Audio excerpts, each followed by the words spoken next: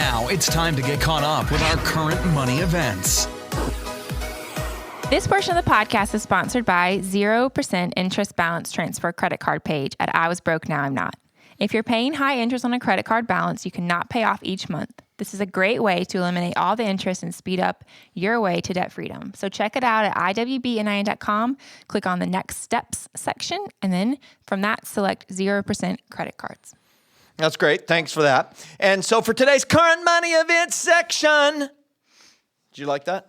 Nailed it. Yes. I'm going to talk about ending the year well. We've got 10 more days this year. If you're listening on the day, which most people wait with bated breath, they cannot wait. They download it and listen to it instantly, which is awesome. You got 10 more days for the rest of the year. And I want to talk about ending it well because almost every person, I would almost say every person, I think it's appropriate to say every person who's listening to the podcast has experienced loss in 2020. Yeah.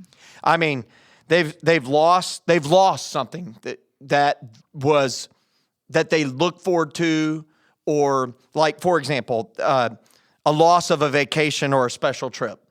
We lost that this year. You lost that. Yeah. I lost that. Loss of time with a loved one. So many people they have not been able to go hug their mom or dad, their grandma or grandpa for 10 months, Yeah. 9 months, whatever it is. Yeah. Loss of job or income. Happened to so many. Loss of stability. It's like the whole earth underneath us is like wobbly and things change. At some point in time, it seemed like it's changing daily. Loss of investments or investment value. The market has recovered, but that doesn't mean individuals' investments have recovered, small businesses. The loss of an opportunity to invest as the market went back up. No matter what has happened, people have experienced loss.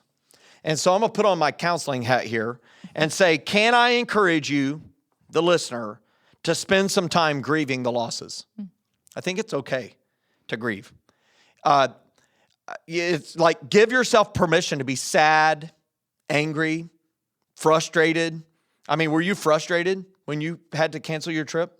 Yeah, this is the fourth time we've tried to reschedule this. Since it was canceled the first time? Yeah. Yeah. And so you deal with denial like this cannot be. Like this is not possible. No, this is going to be better. And then it's like, okay, now I'm angry. Now I'm frustrated. And that's part of grieving. It's all of those emotions are parts of dealing with grief. Yeah. And a good friend of mine recently said, we're all living lives of ungrieved losses. And so I think it's really important that we give ourselves permission to grieve and experience those emotions and feel them in their entirety. Because if we don't take time to grieve, we won't enter next year as healthy as we approach the potential of a new year. And so I encourage you to end the year well, and it just might need to start with allowing yourself to grieve.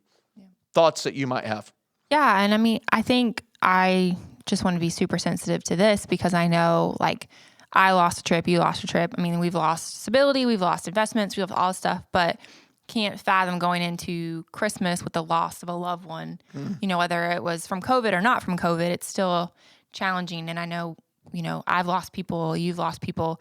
It just changes the holidays. And so we want to be extra sensitive to that. And, if you're going through that, we, come alongside you guys and we're so sorry. And, we're all hopeful that 2021 is going to be a better year, and hopeful that it is. We dare not say, how could it get worse? Let's not say that. So, but hopefully as you're going into Christmas this week, you're able to spend some time reflecting on these things and whatever any of those you and your family have gone through, spend some time thinking about them and grieving about them, but then also like spend some time planning and getting excited and hopeful for the future about what a new year or a new season or, what this upcoming year could be.